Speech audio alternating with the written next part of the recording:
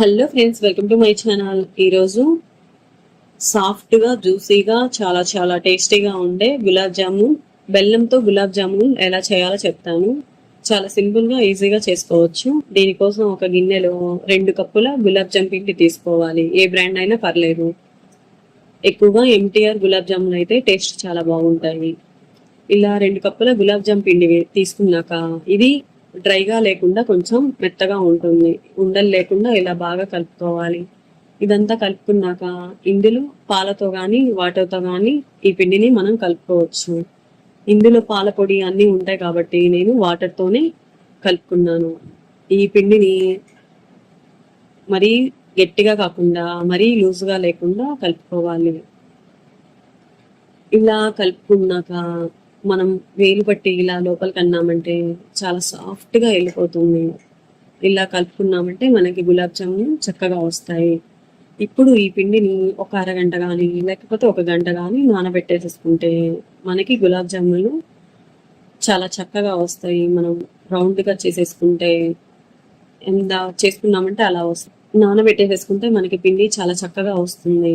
ఇప్పుడు ఒక చిన్న ముద్దగా తీసుకొని వీటిని రౌండ్గా చేసేసుకోవాలి. మరీ గట్టిగా కాకుండా పైన రౌండ్గా చేసేసుకోవాలి. మరీ గట్టిగా వత్తామంటే మరీ గట్టిగా వస్తాయి గులాబ్ జామున్. అందుకని పైన రౌండ్గా చేసేసుకొని పెట్టుకోవాలి. చూసారా పిండి ఎంత సాఫ్ట్గా ఉందో? మనం నానబెట్టుకోవడం వల్ల ఇలా గులాబ్ జామ్ పిండి సాఫ్ట్గా ఉంటుంది అనమాట. అందుకని ఎప్పుడైనా మీరు గులాబ్ జామున్ చేసేటప్పుడు ఒక అరగంట కానీ గంట కానీ నానబెట్టేసేసుకోండి. గులాబ్ జాములు చాలా చక్కగా వస్తాయి. పగుళ్ళు కూడా ఎక్కువ రాకుండా రౌండ్గా వేగుతాయి అన్నమాట. మనం నానబెట్టుకోవడం వల్ల ఈ పిండి చాలా చక్కగా వస్తుంది. ఇలా గులాబ్ జామున్లన్నీ రౌండ్గా చేసేసుకొని ఒక ప్లేట్లోకి రెడీగా పెట్టుకోవాలి. ఇప్పుడు దీనికి పాకాన్ని రెడీ చేసేసుకోవాలి. నేను బెల్లంతో గులాబ్ జామున్ చేస్తున్నాను కాబట్టి బెల్లం పాకాన్ని వేసుకుంటున్నాను.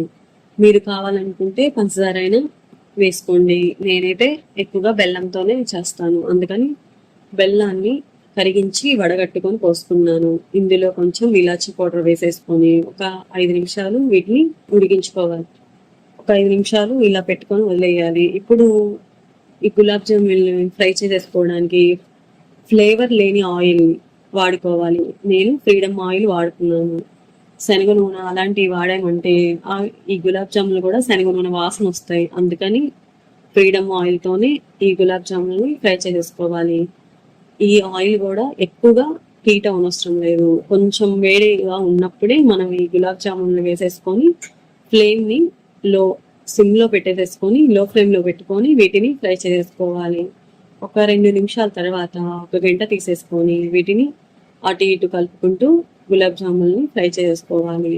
వీటిని బాగా బ్రౌన్ కలర్ వచ్చేంత వరకు ఫ్రై చేసేసుకున్నామంటే మనకి పైన గట్టిగా ఉన్నా లోపల సాఫ్ట్గా ఉంటాయి. లైట్గా వేపుకున్నామంటే ఇవి మనం పాకంలో వేసాక ఇరిగిపోతాయి. అందుకని కొంచెం బ్రౌన్ కలర్ వచ్చేంత వరకు వీటిని ఫ్రై చేసేసుకోవాలి.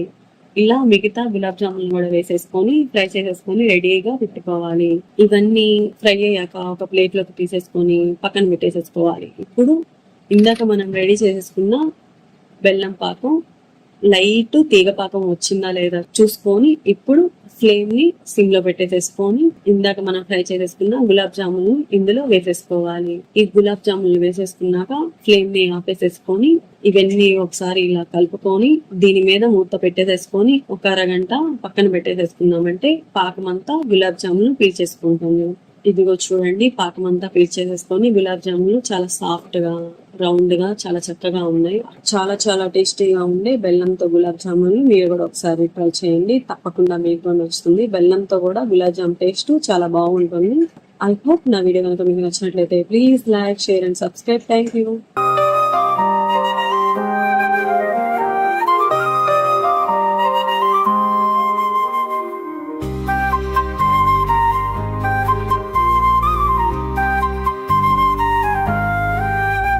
అనుకోకుండా